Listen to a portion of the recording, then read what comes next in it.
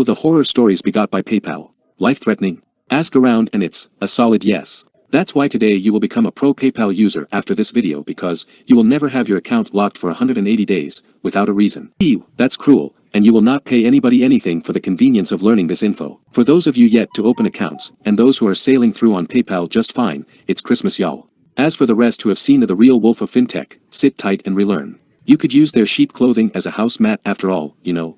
The PayPal Club, as we love to call it, is a hate-love one for e-commerce, ain't it by now? First off, if you think Nigeria is locked out for the longest time because the Ogas don't cash checks with Yahoo schemes, you are oh so wrong. Fraud may have made PayPal the insufferable giant it is today. And that was even before Elon Musk left PayPal. But it only recently got African penetration. And in batches. South, North, and East of Africa. Until very recently in the West. Nigerians only had their Unclever politicians to blame, not their twice-witted disenfranchised youth. This video is essentially a baby of measures PayPal uses to keep the likes of Yahoo boys in check. As if he ever did anything on PayPal. Or perhaps better, the infamous Igor from Russia. Unluckily, these measures go ahead to keep legitimate users hating PayPal with all their guts. Did you know PayPal is the only company that instills Stockholm Syndrome? This is more about people's relationship with money than actual relationship with PayPal. Defending their antics once your account is restored proves that they had wronged you to begin with. Without further ado, here goes the secrets to being a pro PayPal user. Number 1, new accounts. I advise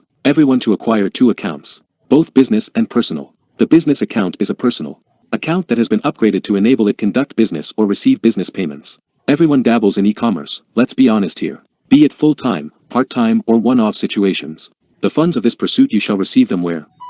You are right, my friend. Business account. The benefits of a business account are seller and buyer protection when conducting transactions with it. That was tip number 1. Tip 2. Don't tip your toe. Oh silly me. Tip 2. Make sure to verify both accounts with the necessary information, but the withdrawal means to be separate for each PayPal account. Why? If you happen to ever get locked out of either account, and are still in need of the PayPal monopoly, you still have one more lifeline with the remaining PayPal account. The process of earlier verification also eases the process of removing your account limitation once you get hold of the customer care agents at PayPal, should you get locked out of your account. Tip 3. Magical number, thus, very important. New accounts shouldn't receive more than $100 in a single first transaction. Go ahead and get that $1,000 plus gig. But if it gets in at once, it's an automatic ban. Anything 100 plus, don't at risk. I repeat, don't at risk. Just get the money in properly timed batches, unless you like working for free. Once PayPal is used to the account cash flow, depending on your gig rate, you slowly improve the flag risk maximum amounts.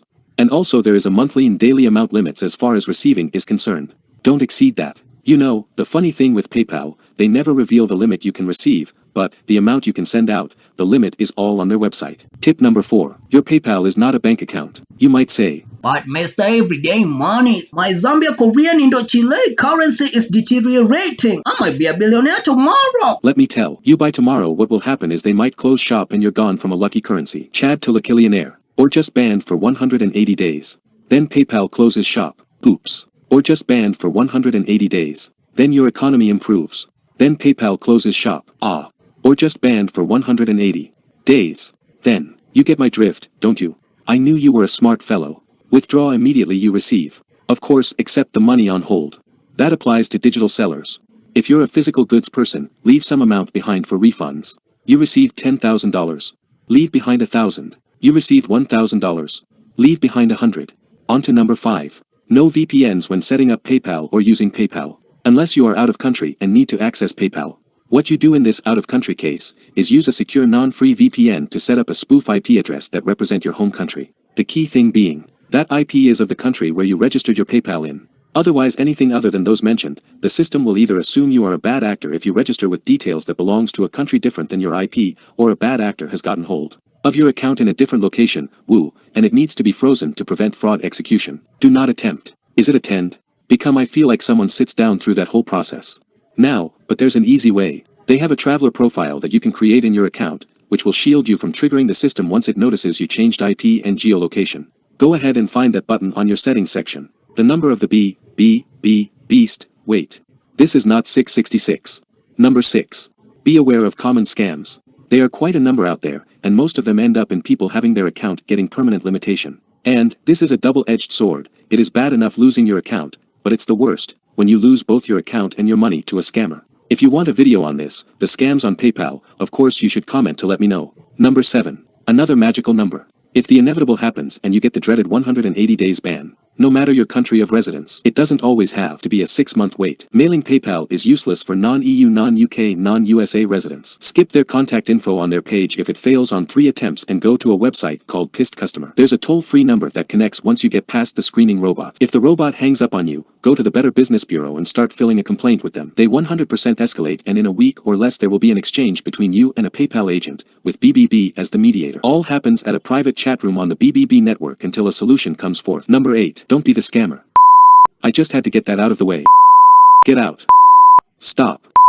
I literally am out of stuff to say to scammers. And this goes hand in hand with selling things such as drugs, illegal items, firearms, or obscene materials. All these prohibited materials will put your account on high risk. Number 9. Repeat step 1 to 8 on your other account, especially if one gets the perma. And sorry if it's the business one that gets it, but at least you still have one more while you explore how to completely earn money without the PayPal ecosystem. Number 10. Finally, we have a top list that can go full circle. Avoid chargebacks and disputes. If a client is unsatisfied, play the long game. Don't let them taint your account cred by filing a dispute. Too many disputes eventually make you a bad actor to PayPal. It's better offering a partial refund, but if the person really wants to be a pain, full refund. Number 11. Dropshipper time. Use apps that automatically add tracking numbers for your orders, once they are working trackers. Also, pay your suppliers with an alternative method besides the PayPal account that you receive payments with from clients. PayPal is not your business partner. They frown on dropshipping a lot of the time. Keep that in mind. Final tip. Number 12. If you have to verify anything, especially your linked debit cards, once you initiate the process, do not hesitate or stop halfway for more than 12 hours. Otherwise, they will assume a bad actor has gotten hold of your account and are looking for fraudulent means to link to your account. If you don't have all your verification documents at hand, do not initiate the process. For example, do not confirm your debit card ownership by requesting an OTP that gets sent to you through your bank mini statement, if you can't access the mini statement right there and then. A delay in providing the OTP number will trigger other confirmation methods that may end up in permanent limitation. Only start the process once you have everything needed assembled. As a bonus, PayPal says they require to offer pre-approval to sellers who are on the way to accept payments for high-risk transactions such as tickets,